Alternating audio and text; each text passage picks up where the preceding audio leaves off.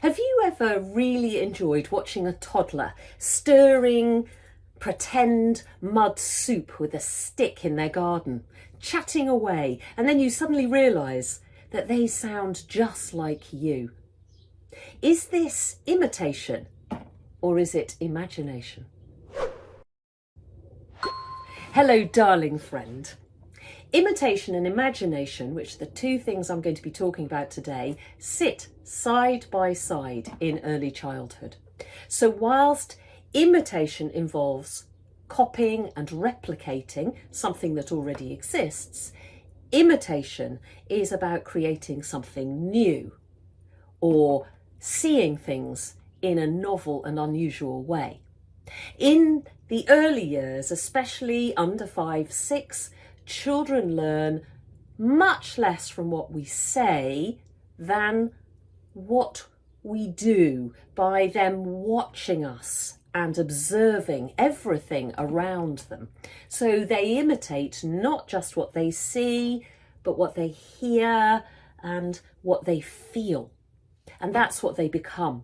So they don't imitate our actions only, they imitate us. Our gestures, our tone, even how we feel inside. If we're rushing through a task and we're a bit annoyed and cross about it, let's take, sweeping the floor, then our movements might be quite jagged. Our voice might be quite clipped and a bit frustrated. And the child will sweep in that same way, and they'll sweep very earnestly and take that sort of gesture into their practicing alongside us.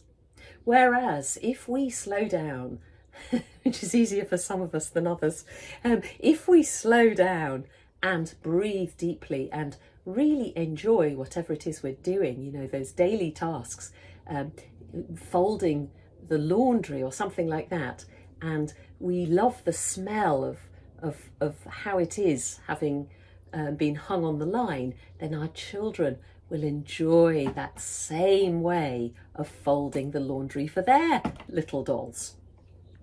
And the wonderful, glorious thing is, if we become conscious of this and we work to change those habits in ourselves, or at least make them known to ourselves, oh yes, I can see how I do that, then very gradually, without corrections, without giving any lectures, it will change what's going on for those young children too. They are our living mirrors. When my daughter was little, if I ever got cross with her, she would cut straight through it and she would say to me, "You've got Granny's face on again." And my mum's gestures, rhythms, facial disapproval was etched and is etched into my face. And she saw it instantly. Imitation is a key ingredient in how our young children learn. Imagination is the next phase, and it comes towards young children as they develop.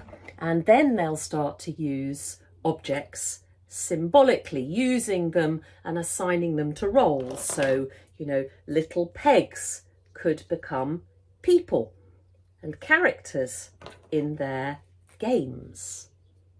A peg, or we might have here a puppet, a tabletop puppet, so that they can begin to imagine what would happen to our puppet, or cloths.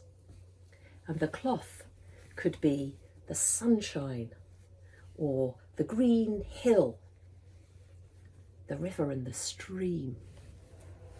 And they start to use what they have all around them to grow their own stories and their own imagination. And it relies on them being able to create their own mental images. So if we can help them with that through sharing stories, maybe with a few props or a few cloths or blocks of wood, leaves or stones, then we can help them to develop, and it becomes stronger. That muscle of imagination gets stronger and stronger the more that we use it. So a child's experience and their social interaction all contribute to a strong and powerful and exciting imagination. So, as I said, share stories and maybe use a cloth or a peg. The peg could become a seagull, something like that. So again, when my children were little, when they had their friends round, I might go and sit near the woods or in the park, and I would begin to share a story and gather them all closer to me. And maybe we'd be talking about little Nomi Blue Hat. And Blue Hat lives at the base of the great big oak tree just over there. And Blue Hat's a little bit shy, but if you just go up there, you might see signs of Blue Hat. Blue Hat might come out and share a story with you. So the children begin to go into this place of imagination, and before you know where they are, they're there chatting away to each other, maybe building a little den for Blue Hat, and deeply, deeply involved and completely nourished by this whole imagination and this whole play between them, which is uninterrupted and unguarded and without us trying to navigate and tell them what to do next. That's the power of imagination, and that's the power of story. And they don't need polished stories.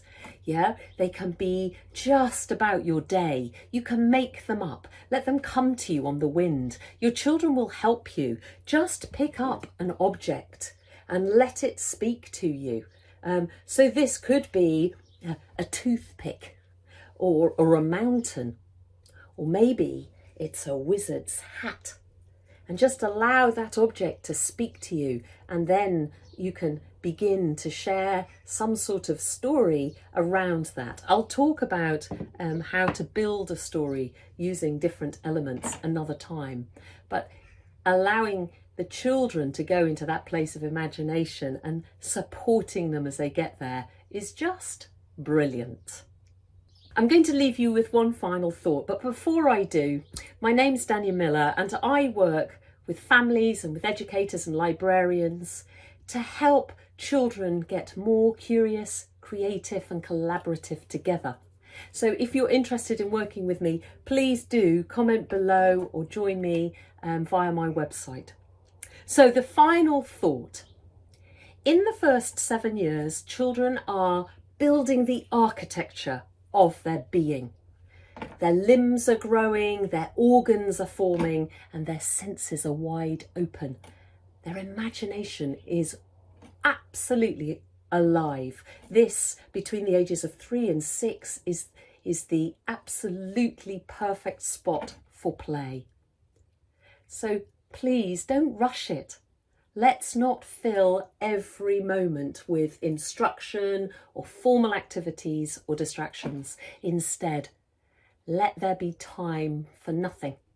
Let them get bored. Or for chores, the stuff of daily life. They will learn so much, and if they get bored, they will have to dig down deep to find their imagination and to find something in their own curiosity and creativity to do. Let's delight in the ordinary. Let's fold socks as we share a rhyme or a poem. Put out the bins and make up a story at the same time. Sing a song as you make supper. Let them imitate the very best that we do, and let's share our love with them. Thank you so much for listening. Tell stories. Go well.